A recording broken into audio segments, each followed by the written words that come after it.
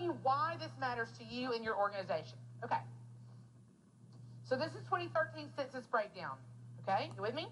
11% of the American population is currently traditionalists. Obviously, that's decreasing every day. Little gallows humor. So that's going down. We don't know really how big that generation could have been because we lost so many men in World War I, World War II, Korea, and Vietnam. So we don't really know. Does that make sense? The next generation are baby boomers. They're 25%, and they totally know it. They knew that they were a massive generation, mostly because they played outside. Right? They knew there were a lot of them because there was enough to make 4 baseball teams when you went outside to play. Right?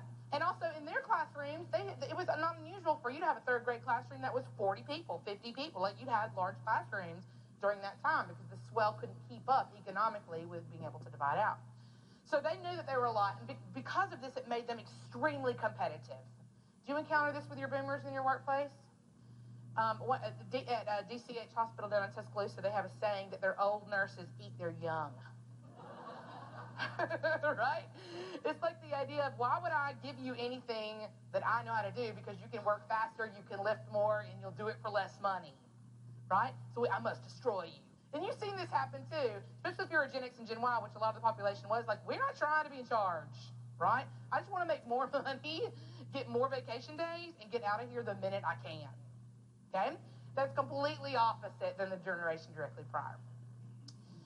So this should blow your mind. 13% of the American population is Gen XY. 13%. Did you know that? There's no way you knew that. If you're wondering why you're so tired, this might be why, okay? 13% of the population, and actually we say around 3% of that 13% has chosen to be a stay-at-home parent for at least a portion of their life, of their career time. And so you're really only dealing with 10% of the American population in there slugging it out. That's why you're exhausted and why you hate everybody. Okay. So the millennial generation is 27%. Millennials, did you know that? I know you didn't. I know you didn't. The largest generation currently in our country is our millennials. Now, they don't know that because they didn't play outside. Because their parents watched Law and Order and Special Victims Unit.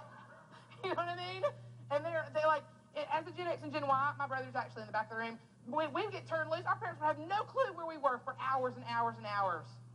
I mean, and you know what? If we didn't come home that night, the first assumption was, well, they must be spending the night somewhere. You know what I mean? There was no, my kid got snatched. And now parents are like, okay, look, you can go down to the bottom of the hill, and then you're going to need to text me and let me know you got there. And don't forget to have a tracking app, right? So it's just a completely and totally different dynamic on how they were even managed. And then boomlets already are 23%. Average amount of children that are boomlets right now that Gen X and Gen Ys are having, averaging 4. We're averaging 4 across the country right now. So if you've seen the increase in those 10-passenger vans, it's not because they're cool, okay? It's because people are having babies, all right? So here's the thing. If you're doing the math, then that means half of the American population, half, is currently under 33 years of age. Just soak that in. It ain't all about you, is it? Right? Because here's the thing. You know this from a marketing perspective.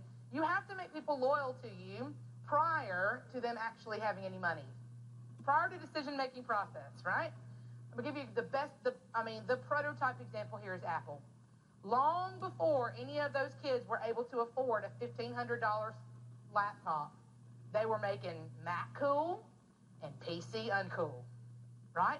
So that when you had the opportunity and you finally got the money, you were completely devoted to Apple products.